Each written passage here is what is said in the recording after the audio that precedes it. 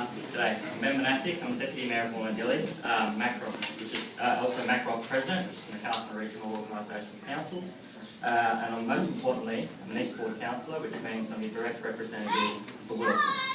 I'm also the only council representative from Wollondilly who had on every single election leaflet during my 2008 campaign my stated opposition to the Wilton Airport. The proposal of an airport just doesn't fly with me.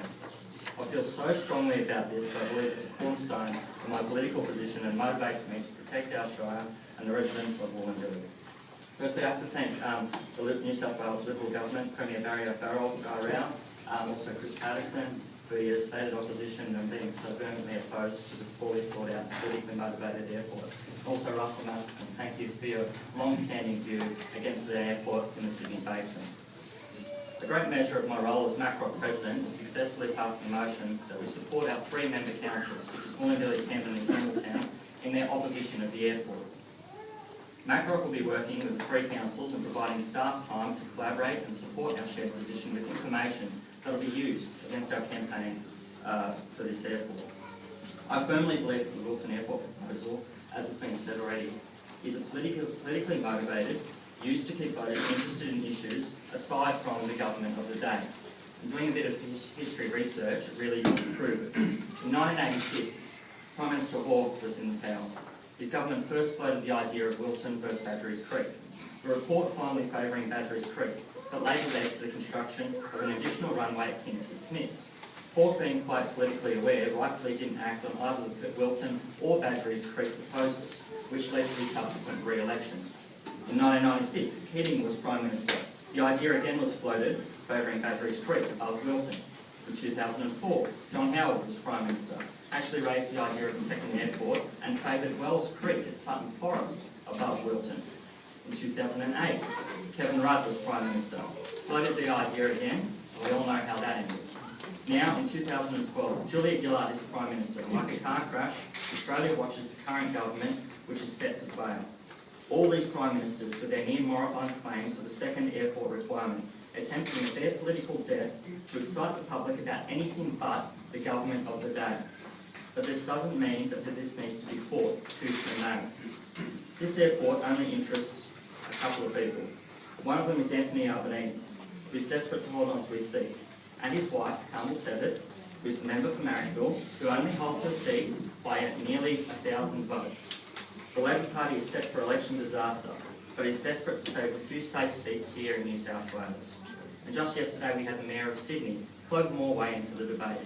There have been a few others, but funnily enough, not many outside of the inner Sydney electorates most affected by the current airport. This government is either being politically motivated or they're just plain stupid. But what sort of person would want to catch a plane from Melbourne on an hour flight, then sit in traffic for 2 hours to get to Sydney? Don't buy into the crap that this is going to be good for local tourism. International tourists are visiting Australia to see our capital cities, to visit the larger sites of the Sydney Harbour Bridge, our nation's capital, or even outback Australia. They're not coming here to stay at Picton, Tarmore, Wilton, or Barker. Hey, Mike.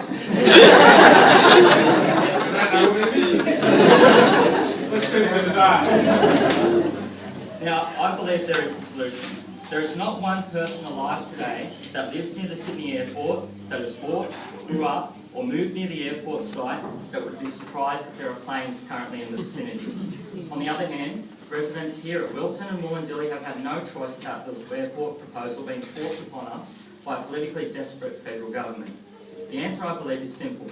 Either release the curfew at Sydney or favour Canberra as the second airport site with fast rail access that has been called for and supported by the New South Wales community for years. So the alternatives are there. We need to fight this Wilton proposal, and there is hope. I think we can all leave here today with 4 positive things. There's a Facebook group that's been created, which is facebook.com/No Wilton Airport. Just do a search for it, join it, share it with your friends, and stay tuned for more action against the airport. Number 2, sign the bits of paper that have been floated around today and get involved with future activities run by Wollondilly Council. Number 3, come to Council's rally, which is on the 16th of June. And 4th, and this is the most important, spread the word. Consistent and constant opposition to this proposal is what we need. If you're against this airport, get angry. Call the radio stations. Write letters to the paper. But most importantly, and this is very serious, remember who opposed this proposal and remember who is in favour of it. And those that are in favour, vote them out. You all moved to this area to raise your family. You took out your mortgages. You didn't move here for this. I'm happy as always to be strongly representing you, and I will fight this with you until the end. Thank you.